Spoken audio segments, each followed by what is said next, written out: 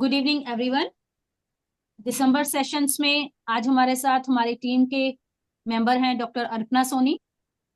Organon का topic उन्होंने pick करा है, बहुत ही सॉफ्ट तरीके से उन्होंने रेडी जो करा है, अंडरस्टैंडिंग जो उसकी बहुत इजी बना के वो शेयर करेंगे अपना टॉपिक।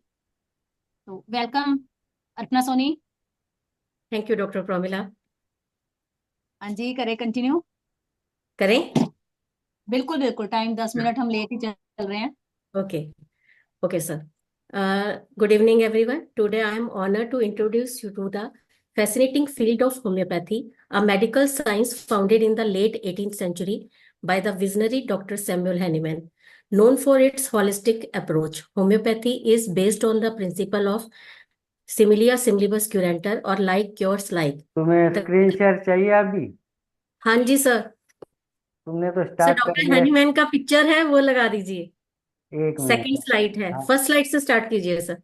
हाँ जी। नंबर 1।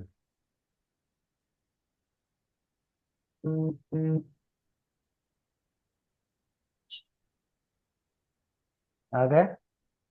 नहीं सर, अभी एक मिनट सर। हाँ जी, आ गया। हाँ जी सर, आ गया है। हम्म,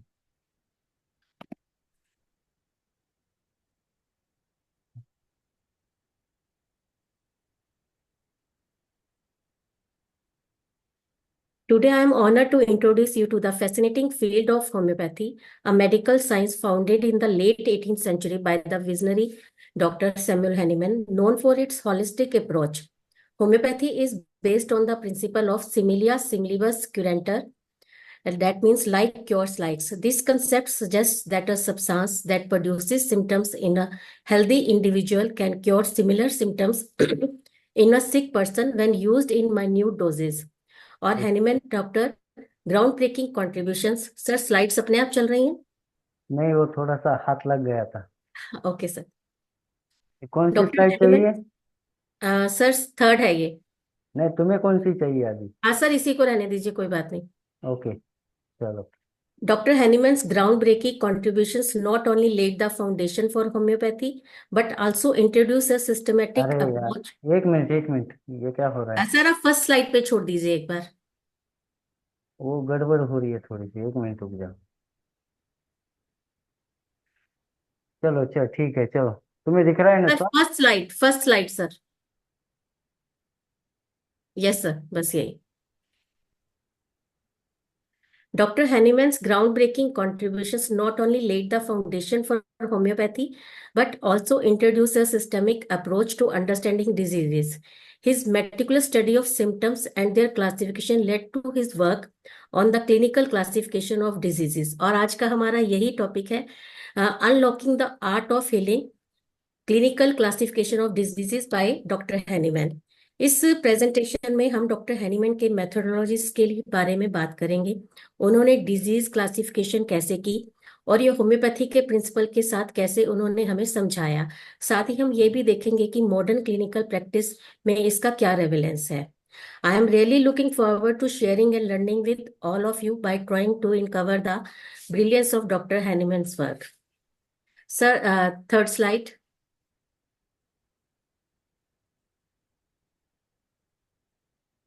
इन एफोरिज्म 7 डॉक्टर हैनीमैन ने हमें कंसेप्ट दिया था वाइटल फोर्स का, जिसको उन्होंने माइंड बॉडी एंड स्पिरिट तीनों को मिलाकर हमें बताया कि वाइटल फोर्स है जो वो हर ऑर्गेनिज्म में होती है और वही हमें बताती है कि पर्सन हेल्दी है या डिजीज्ड है।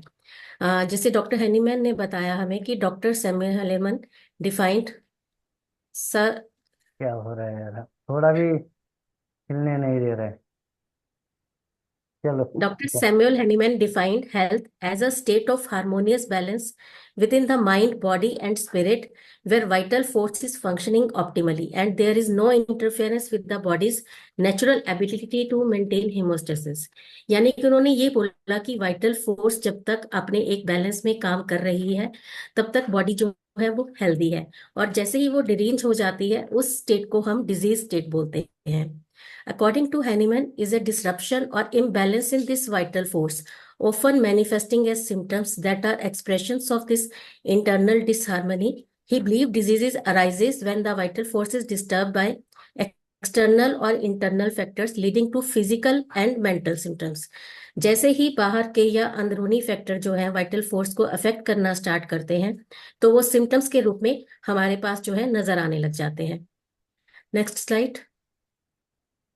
In aphorism 11, Dr. Hahnemann states that when a person falls ill, it is only this spiritual self-acting, यानी कि automatic और autocratic vital force everywhere present in his organism that is primarily deranged by the dynamic influence upon it of a morbic agent inimical to life. It is only the vital force deranged to such an abnormal state that can furnish the organism with its disagreeable sensations and incline it to the irregular process which we call disease.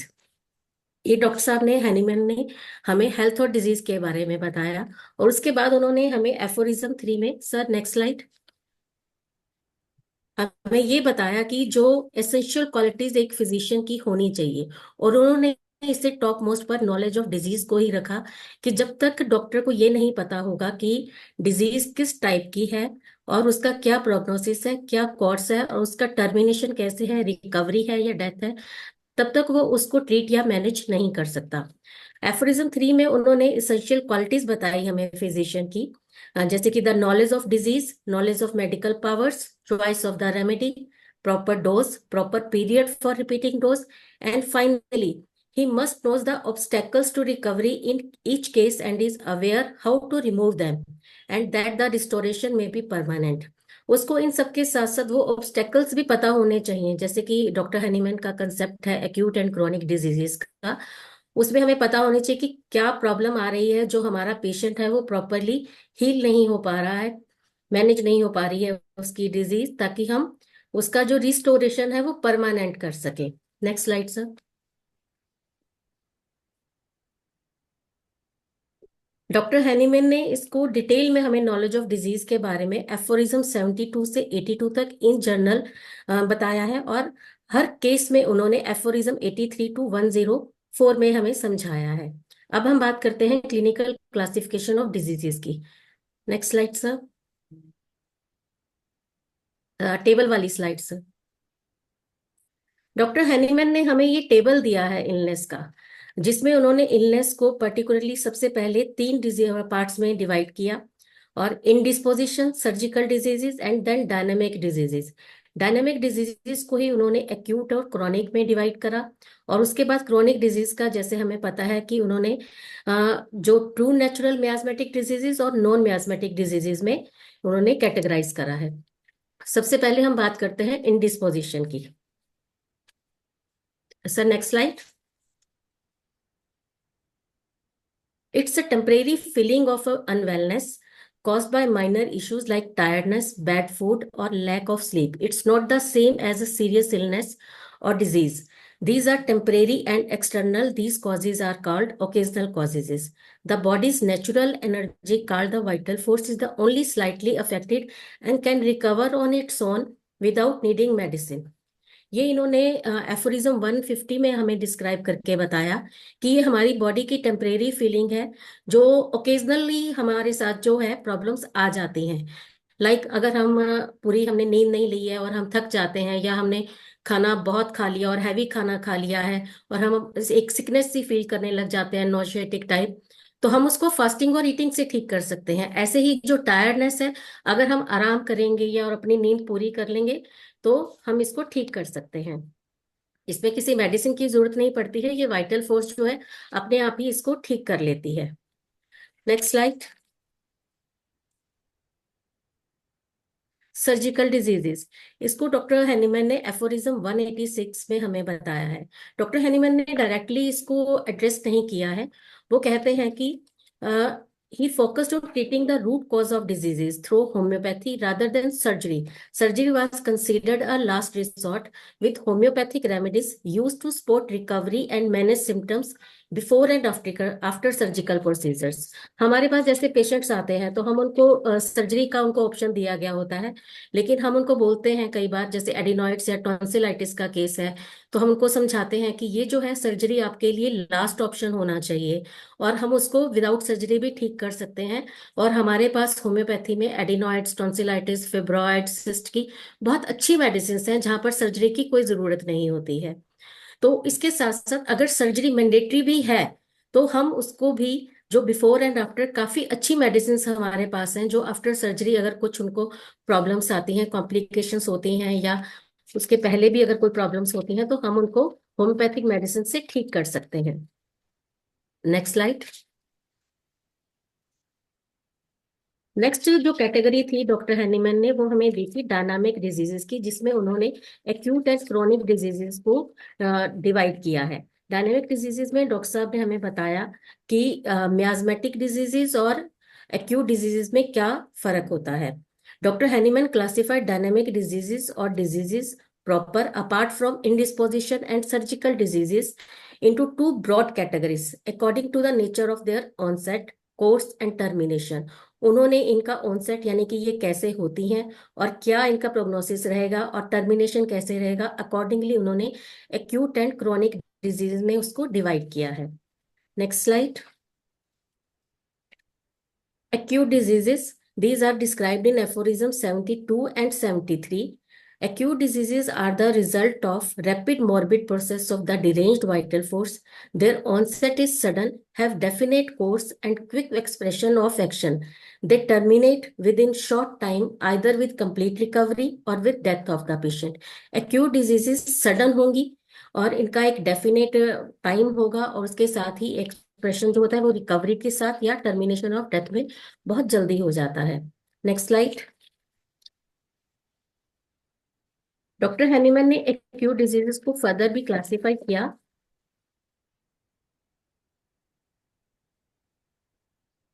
into 5 categories: individual, sporadic, endemic, epidemic and pandemic. Individual diseases. Sir, next slide. Individual diseases are the type of diseases which attack human beings individually with different group of symptoms in each individual case. Individual diseases are due to exciting cause or causes affecting the individual. यानी कि एक ये single person को होंगी जिसके symptoms भी जो है अलग अलग रहेंगे और अलग अलग जगह पर होगा। इनके एक्साइटिंग कॉजेज जो है वो ही इस प्रॉब्लम को पेशेंट को देते हैं। Acute individual cases may result from faulty way of living, indiscretion in diet, overwork, chill, overheating, loss of sleep, etc. Thus, acute individual diseases are cases of isolated disease individuals with different group of symptoms. हर बार जो है उसका symptom जो है patient का, हर एक patient का अपना अलग अलग होगा, चाहे कॉज कोई भी रहा हो। For example, next slide sir. जैसे कि dysentery from overheating, fever due to cold exposure, headache from overheating, इनका जो ट्रीटमेंट है वो हम विदाउट मेडिसिन कर सकते हैं।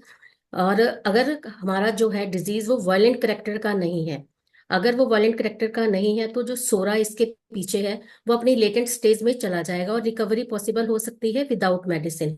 बट अगर डिजीज का करेक्टर वायलेंट है तो हम टोटलिटी के बेस पर एक उसकी सिंगल मेडिसिन जो है पेशेंट को प्रिस्क्राइब करके उसको ठीक कर सकते हैं। Next, sporadic disease. Sporadic diseases are the kind of diseases that attack several persons at the same times, but here and there. The susceptibility to sporadic diseases is possessed by only a few persons at one time.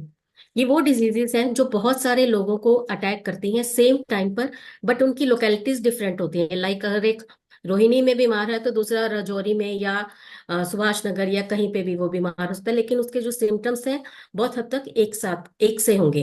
इनके causes जो वो रहते हैं मेटेरोइक यानी कि वातावरण में जो चेंजेस आते हैं उसके कारण, या टेलोरिक यानी कि पानी और मिट्टी का जो बदलाव होता है उसके कारण ये सब प्रॉब्लम्स आती हैं। For example, exposure to cold causing fever, headache, etc. in several persons at the same time residing in different localities. Treatment, each case is considered new and medicine is selected on the base of totality. Next, sir. Epidemic diseases. These are those diseases which attack large number of persons at the same time in the same locality or covering large contagious areas with very similar set of symptoms from the same cause. ये एक type की वो diseases हैं जो एक बार में बहुत सारे लोगों को सेम सिम्टम्स के साथ सेम लोकेलिटी या जो साथ लगते हुए एरियाज होते हैं और सेम कॉज के कारण होती हैं। ये बहुत इन्फेक्शियस और कंटेजियस भी होती हैं और बहुत बड़ी पॉपुलेशन को एक बार में जो है सफर कर सकती हैं। इनके कॉजेज रहेंगे like droughts and floods, famines and wars, changes in the climate और सॉइल। कुछ एपिडेमिक डिजीजेस ऐसी होती हैं जो आपको एक ही बार लाइफ टाइम में होंगी, जिनको हम नॉन रिकरिंग और फिक्स डिजीज भी कहते हैं। इनके पीछे एक एक्यूट मियाज्म हमेशा होता है। जो आपकी डिजीजेस हैं एक्यूट मियाज्म के साथ जो आपको सिर्फ लाइफ में एक बार होंगी, उन डिजीजेस में आते हैं like smallpox, whooping cough, mumps, scarlet fever. और इसको होने के बाद जो है हमारी बॉडी एक इम्यूनिटी अटेन कर लेती है और हमें दोबारा ये डिजीजेस नहीं होते हैं। इसी में सेकेंड टाइप के डिजीजेस आते हैं acute मियाज्म attacking number of times. ये वो डिजीजेस हैं जो आपको बार बार हो सकती हैं, इसीलिए इनको रिकरेंट डिजीजेस बोला जाता है, जैसे कि flu, cholera, plague, dengue, yellow fever वगैरह। Next slide sir. इसी एपिडेमिक डिजीजेस के लिए डॉक्टर हैनीमैन ने हमें जीनस एपिडेमिक्स का कंसेप्ट दिया था। डॉक्टर हैनीमैन ने हमें एडवाइस किया कि हम हर एक केस को एक नया और अलग केस समझें और उसके बाद एग्जामिन करने के बाद हमें ये पता चलता है कि इन सब केसेस के सिम्टम्स कुछ जो हैं वो मिलते जुलते हैं और हम एक पर्टिकुलर मेडिसिन को इंडिकेट कर सकते हैं। और इसी को उन्होंने जीनस एपिडेमिक्स का नाम दिया, जैसे कि belladonna in scarlatina and aconite in Purpura miliaris and Gelsemium in flu. Endemic diseases, ये एफोरिज्म 73 में हमें डॉक्टर हैनीमैन ने बताई हैं कि when a disease due to some local circumstances remain prevalent constantly in a particular area throughout the year, it is termed endemic diseases. For example, malaria is presently constantly in marshy places of West Bengal, and Kala Azar is prevalent in Assam, while Filaria is confined in Odisha and Puri. कुछ कुछ जगह के areas में कुछ ऐसी ही problems होती हैं जो उनके एरिया में ही हैं, उसके कारण कुछ प्रॉब्लम्स वहाँ पे पूरा पूरा साल रहती हैं। लाइक मलेरिया जो मार्शी प्लेसेस हैं वेस्ट बंगाल के, marshy means wet and muddy सा एरिया हो गया, तो वहां पर ये एरिया में हमेशा ये मलेरिया जो है प्रेवलेंट रहेगा। Pandemic, these are the epidemics involving the large contiguous areas of the world.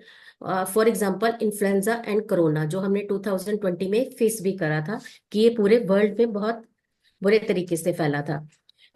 Endemic और पेंडेमिक को हम एपिडेमिक के डिजीजेस के टाइप्स भी कह सकते हैं। Next slide.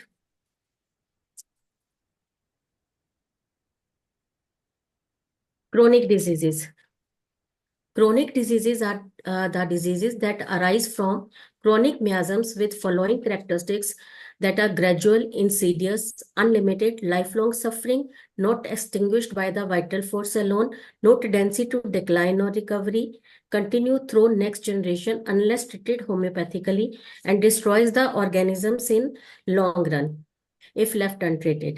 क्रोनिक डिजीजेस का कंसेप्ट डॉक्टर हैनीमैन ने हमें एफोरिज्म 74 से 82 में दिया है और उन्होंने बताया कि कोई भी डिजीज जो होती है वो मियाजम्स पर बेस्ड होती है और उनका ऑनसेट जो है वो ग्रेजुअल रहेगा, और जब तक हम इसमें एंटी मियाजमेटिक कोई भी ट्रीटमेंट नहीं देते हैं तब तक ये जो डिजीज है वो लाइफ लॉन्ग रहती है और ये जेनेटिक भी बन जाती है।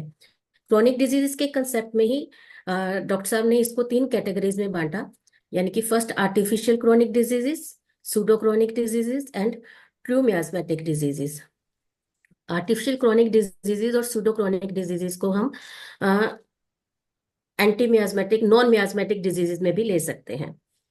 Artificial chronic diseases, doctor Hahnemann ने इसको एफोरिज्म 74 से 76 में डिस्क्राइब करा है। Artificial chronic diseases as described by doctor Hahnemann are not caused by natural chronic miasms, but result from the excessive use of powerful allopathic medicines like mercury, opium, and sulfur, or invasive practices like bloodletting. Those treatments weaken the vital force of the body and leading to severe and often irreversible damage. Structural and functional changes occur as the body struggles to protect itself from these harmful forces. Doctor Hahnemann ने हमें describe किया और बताया कि ये disease हैं, ये artificial chronic disease होती हैं जो एलोपैथिक मेडिसिन के एक्सेसिव यूज, या हम ये भी कह सकते हैं जो हम साइड इफेक्ट्स की बात करते हैं एलोपैथिक मेडिसिन की, ये उसके कारण होती हैं। डॉक्टर हैनीमैन के टाइम में मेडिसिन जो है वो उनमें मरकरी और लीड का बहुत यूज होता था, जिसके कारण पेशेंट्स को गैस्ट्रोइंटेस्टाइनल प्रॉब्लम्स बहुत रहती थी और वो भी एक क्रोनिक डिजीज का पार्ट हो जाती थी। और लाइक जैसे क्विनीन का अगर बहुत यूज हुआ तो उनको फटीग, टेनाइटिस, इस तरह की जो है डिजीजेस भी तंग करने लग जाती थी। Next slide. Artificial pseudochronic diseases can result in either excessive sensitivity or complete loss of function in certain organs, causing conditions like dilation, contraction, or even destruction of tissues. In such cases, recovery becomes extremely difficult as even homeopathic remedies may not suffice. The body's vital force is the only hope for healing, but only if it has not been excessively weakened. These conditions are deemed the most stubborn, most deplorable, and most incurable.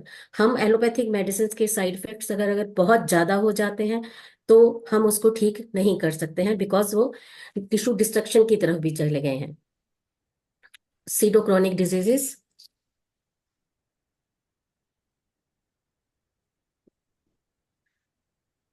Pseudochronic diseases are health conditions caused by a person's continued exposure to harmful influences or unhealthy habits. These include consuming toxic substances, indulging in poor diets, leading a life of excesses, neglecting essential needs, or living in unhygienic environments like marshy areas or cramped, poorly ventilated spaces. A lack of exercise, fresh air, excessive physical or mental strain, or constant stress also contribute to these conditions and are also known as maintaining causes. These issues can resolve over their own with a healthier lifestyle provided to underlying chronic conditions. Next slide, sir. For example, addiction of liquors, housing in cellars, overexertion of body and mind, living in constant state of worry, etc. These states of ill health disappear spontaneously, provided no chronic miasm lurks in body under an improved mode of living, and they cannot be called chronic diseases. जैसा कि नाम ही suggest करता है कि SIDO chronic diseases, जब तक इनके पास ये मेंटेनिंग कॉज रहते हैं कि वो लिकर्स नहीं छोड़ते हैं, अपना जो रहने का एरिया है वो अगर डैम्प है वो चेंज नहीं करते हैं, बॉडी एंड माइंड को ओवर एक्सर्ट करते हैं, तब तक हम उनकी जो डिजीज को ठीक नहीं कर सकते। और जैसे ही इन कॉजेज को, जिसको मेंटेनिंग कॉजेज का नाम दिया डॉक्टर हैनीमैन ने, ये हम दूर करते हैं तो जो उनकी डिजीजेस है वो ठीक होने लग जाती हैं। कहाँ सर स्लाइड्स आगे जा रही हैं? एक मिनट, यही है ना? नहीं, इससे पहले वाला सर जी। हम्म सर ट्रू क्रॉनिक डिजीजेस वाला, जिसकी हेडिंग नेक्स्ट।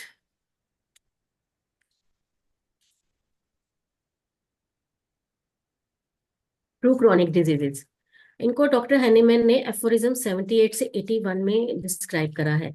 उन्होंने बताया कि ट्रू क्रॉनिक डिजीजेस क्या होती हैं।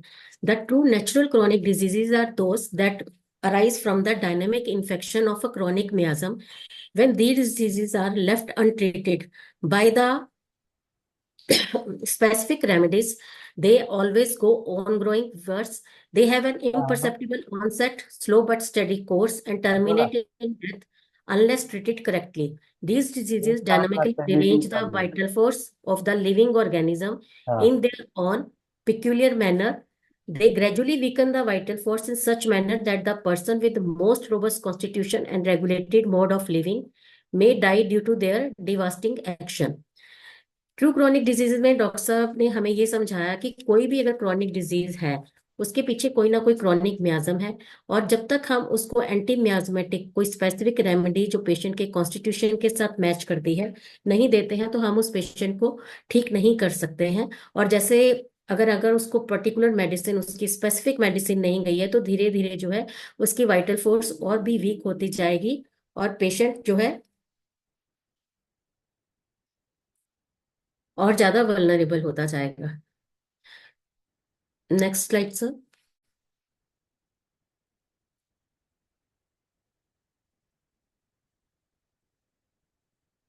Sir next slide.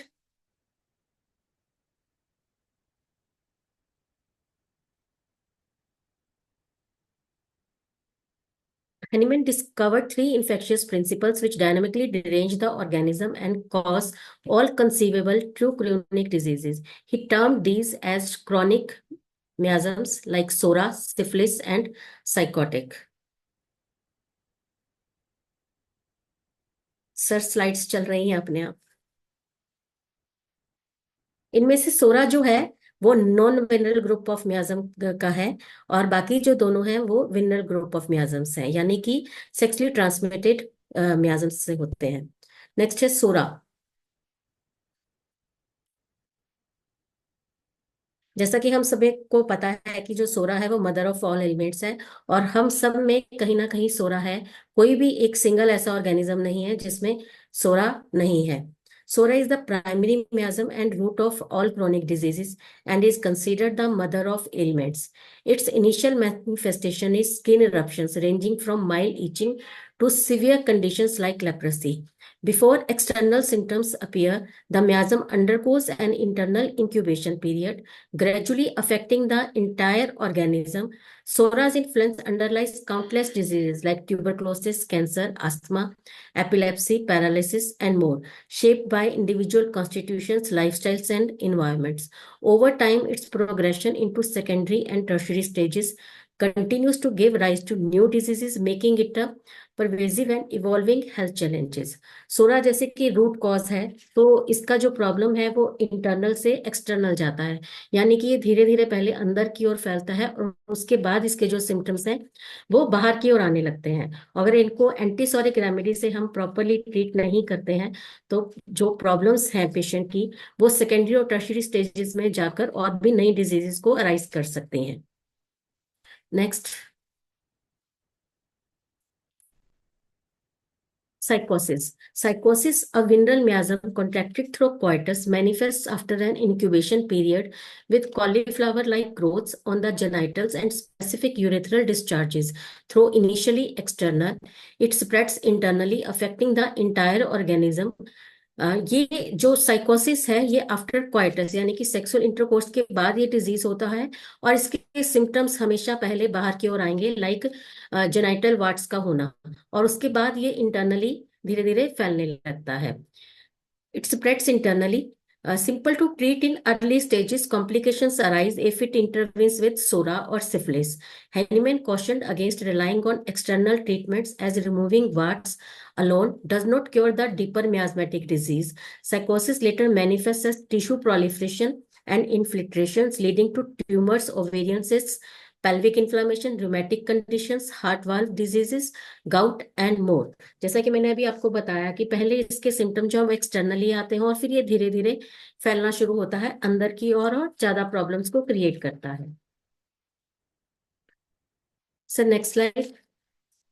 Syphilis. It is also a venereal chronic miasm and reveals itself through a chancre and leads to a devastating miasmatic disease that persists until death if untreated.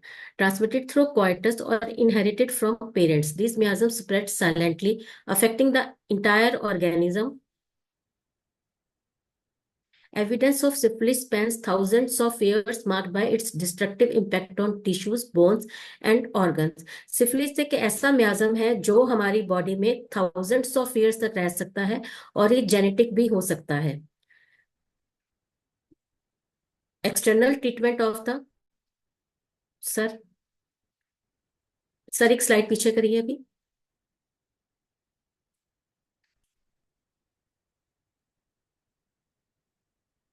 driving the disease deeper and causing irreparable harm. True healing requires addressing the miasm internally and its impacts see the entire being. ये psora, sycosis and syphilis are true miasms, and single miasm जो है diseases होती हैं, और इसको हम simple जो है मियाज्मेटिक डिजीजेस भी बोलते हैं। डॉक्टर हैनीमैन ने हमें नेक्स्ट कंसेप्ट दिया कॉम्प्लेक्स मियाज्मेटिक डिजीजेस का, जिसमें जो है एक से दो या दो से ज्यादा जो है मियाजम्स मिलके भी एक जो है डिजीजेस को इफेक्ट कर सकते हैं। सर स्लाइड्स आगे जा रही हैं, एक और पीछे। The complex miasmatic diseases are due to prominence of two or more. The diseases of this type involves characteristics of two, three, or of all the three or four miasms: sora psychotic, sora syphilitic, psychosyphilitic and sora psychosyphilitic. जो सोरा psychotic diseases होंगी वो combination होंगी सोरा मियाज्म की और साथ में ही साइकोसिस मियाज्म की, जिसमें overgrowth, Swarts and sir next slide.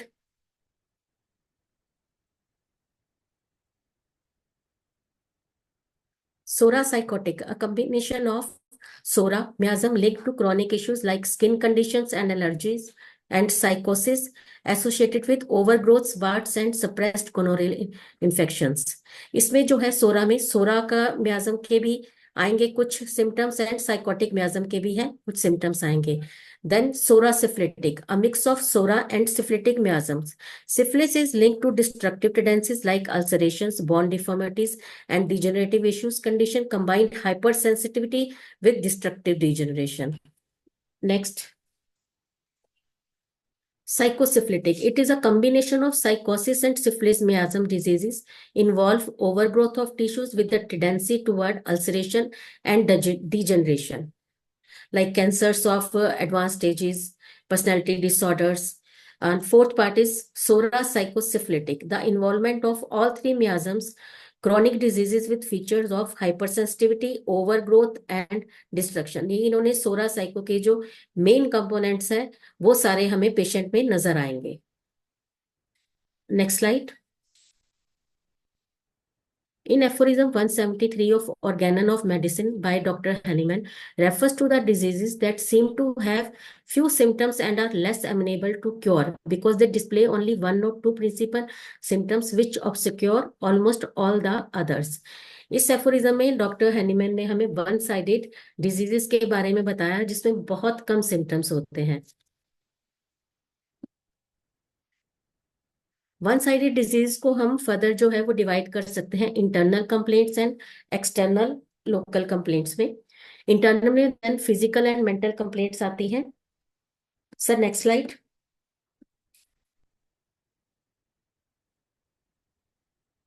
These are further divided into internal complaints where symptoms are predominantly internal without clear external manifestations. These are of two types: internal physical complaints and internal mental complaints. Sir, next slide. Internal physical complaints are those complaints with prominent physical symptoms with minimal or no mental symptoms. इसमें जो complaints होंगी वो physical होंगी जिसमें ना या ना के बराबर जो है मेंटल सिम्टम्स होंगे लाइक ब्लाइंडनेस और हियरिंग लॉस। और इसी के साथ है इंटरनल मेंटल कंप्लेंट्स जिसमें जो है मेंटल कंप्लेंट जो है वो प्रीडोमिनेट करेंगी लेकिन फिजिकल जो है सिम्टम्स हमारे पास नहीं होंगे like anxiety, depression, mania etcetera. Next slide.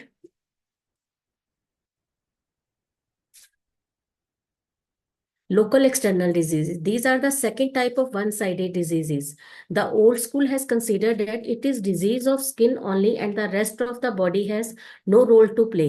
It has led to the most disastrous medical practice. Only those diseases can be called local diseases which have been produced short time before solely by an external lesion or rest of the body does not participate. The treatment of such diseases is related to surgery, but in these cases also dynamic medicines are required where whole body participate and are dynamically deranged. ये local external diseases के बारे में doctor साहब ने हमें बताया। आप 5 minute दो मुझे, ठीक है, 5-10 मिनट्स बस।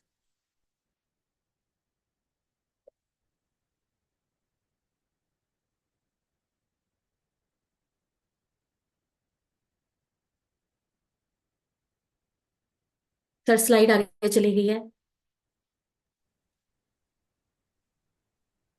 सर स्लाइड आगे चली गई है। मैं खिंच जा रहा लोकल हूँ। एक्सटर्नल डिजीज पर जाना है सर। ये स्लाइड्स आगे कैसे जा रही है संजय?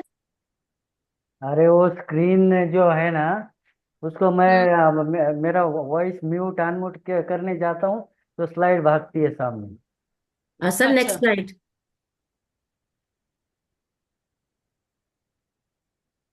आ गया। In aphorism, हाँ जी. In aphorism 189, Dr. Hahnemann states that no external disease can exist, maintain or grow without the participation of whole body.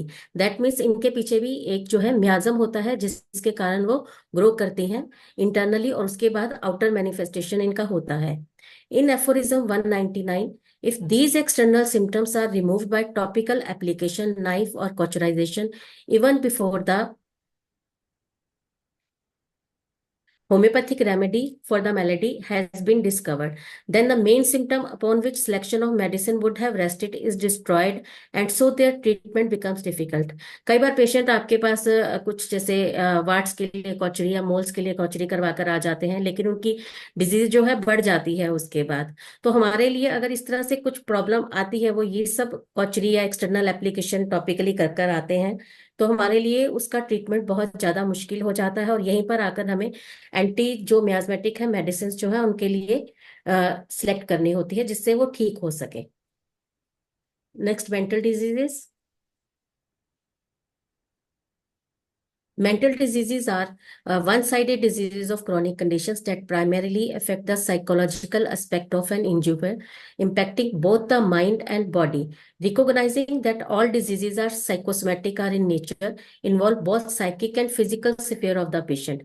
The mental symptoms such as moods, fears, desires, and the subconscious actions are crucial in understanding the patient as a whole, not just as a collection of symptoms in specific organs. These mental states guide the selection of the appropriate treatment, particularly in homeopathy, where the totality of symptoms, including those of the mind,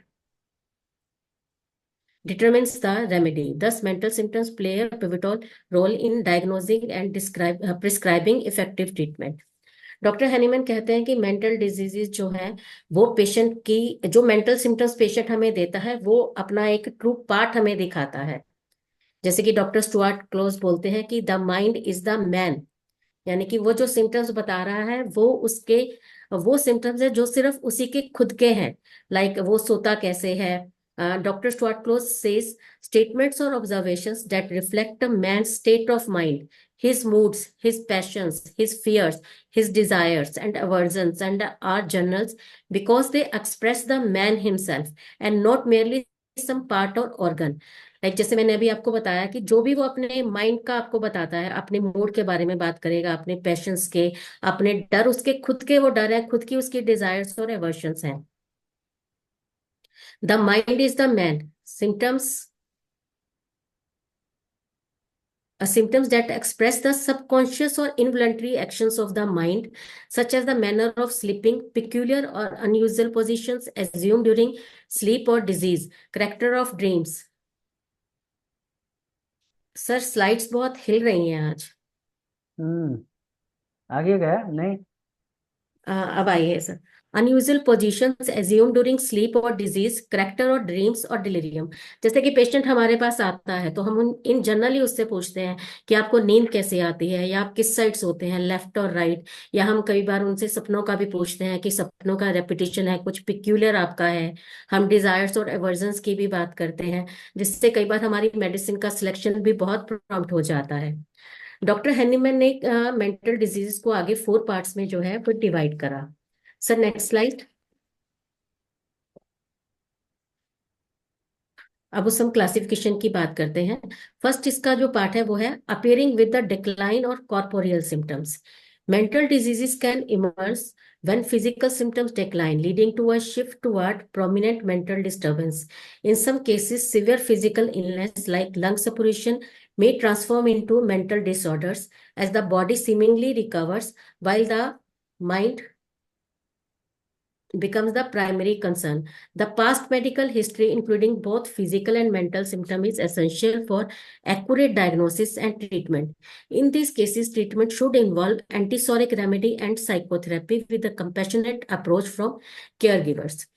इसमें doctor Hahnemann ने हमें ये समझाया कि कुछ mental diseases होती हैं जो फिजिकल सिम्टम्स के बाद अपीयर होनी स्टार्ट होती हैं। लाइक जैसे उन्होंने एग्जांपल लंग्स ऑपरेशन का हमें बताया कि ये तो ठीक हो जाता है, फिजिकल सिम्टम्स इसके यहाँ से रिकवर होने लग जाता है, बट उसके जो है मेंटल सिम्टम्स अपीयर होने लग जाते हैं। मान लीजिए अगर किसी का, यही लंग्स ऑपरेशन की ही हम बात करते हैं, यहाँ से फिजिकल सिम्टम्स उसके पैथोलॉजिकल रिपोर्ट सही आ रही है, बट उसको एक मेंटल सिम्टम्स जो है वो परेशान करने लग जाते हैं।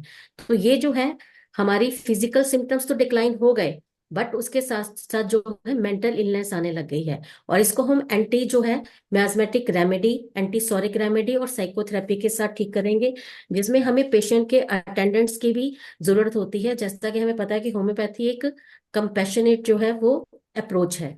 Next slide sir. Second classification है mental diseases which develop independent of corporeal disease.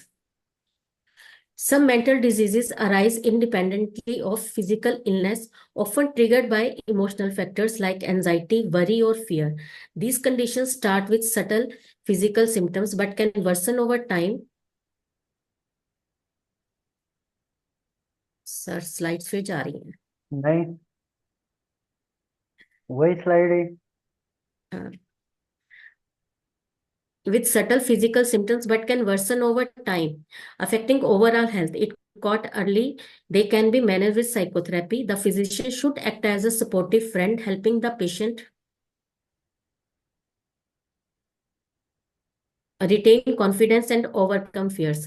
ये वो डिजीज, मेंटल डिजीजेज हैं जिनका फिजिकल इलनेस के साथ कुछ डायरेक्ट कनेक्शन नहीं होता है, ये अलग ही आती हैं, जो उनको एंजाइटी की तरह या वरी और फियर से वो ट्रिगर होने लग जाती हैं। इसमें भी हम जो है वो एंटीसोरिक रेमेडी और साइकोथेरेपी और काउंसलिंग से जो है वो पेशेंट को ट्रीट करते हैं। और इसके साथ साथ जो है हमें एक्सटर्नल स्ट्रेसर्स जो भी होते हैं पेशेंट की मेंटल स्टेट के लिए क्रुशियल होते हैं, हम उनको भी हटाते हैं। Next slide.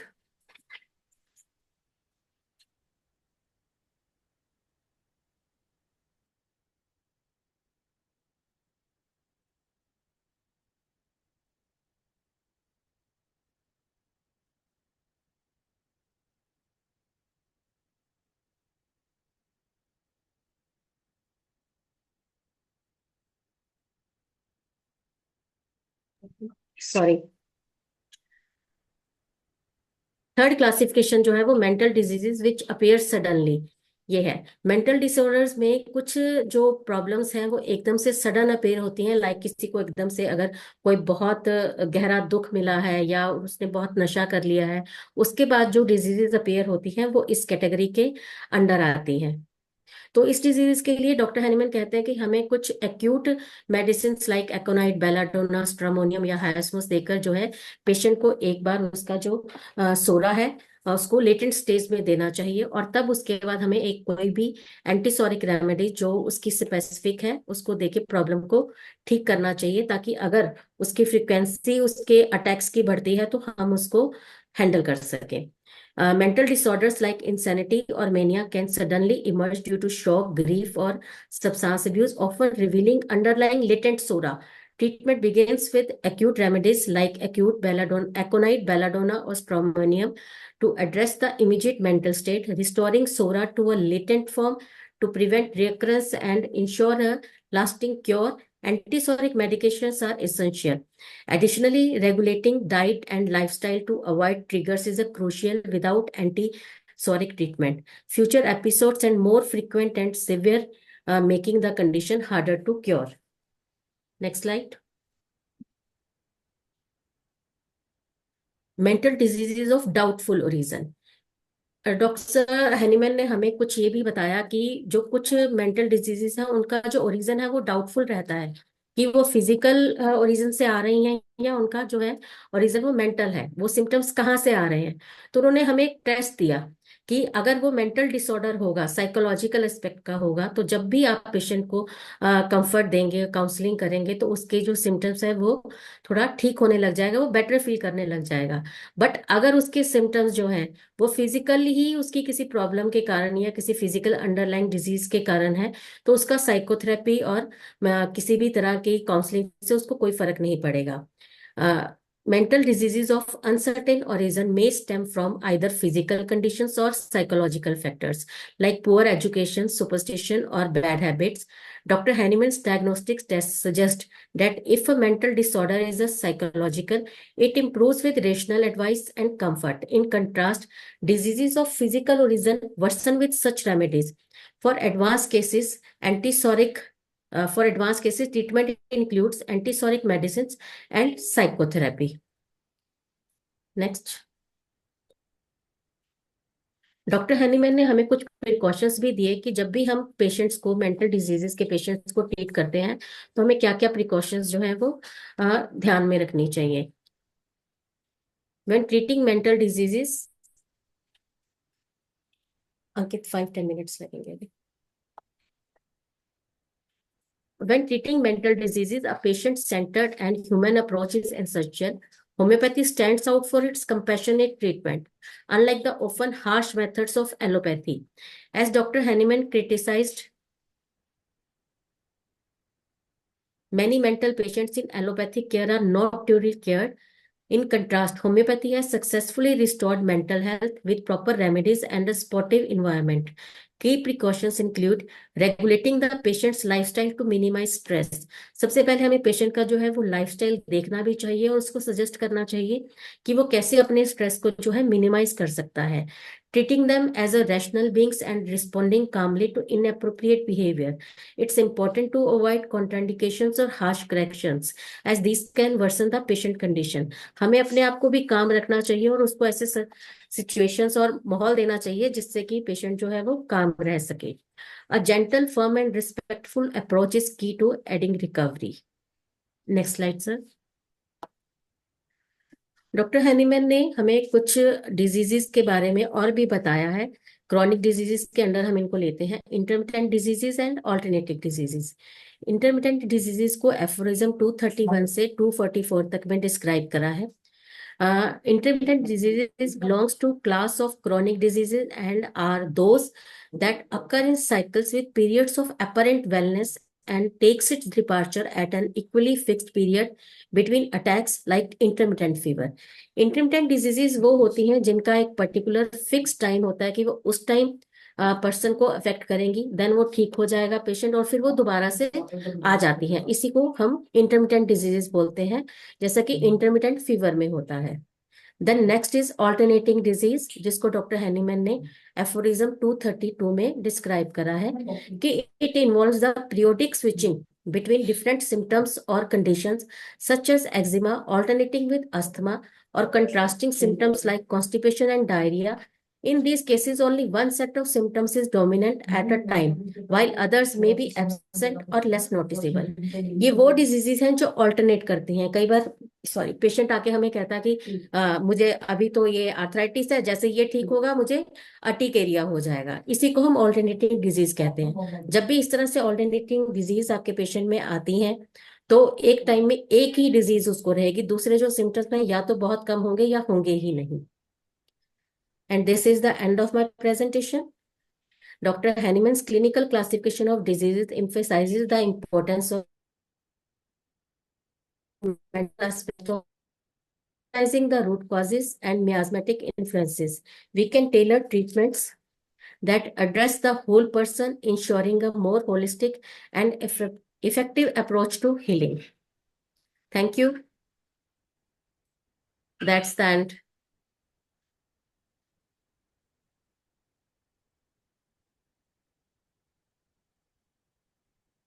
स्क्रीन शेयर बंद करता हूँ।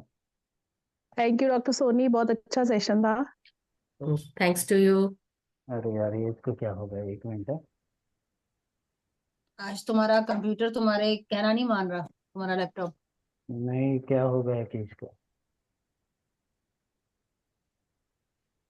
कोई सवाल हो तो प्लीज सामने आइएगा, पूछिएगा।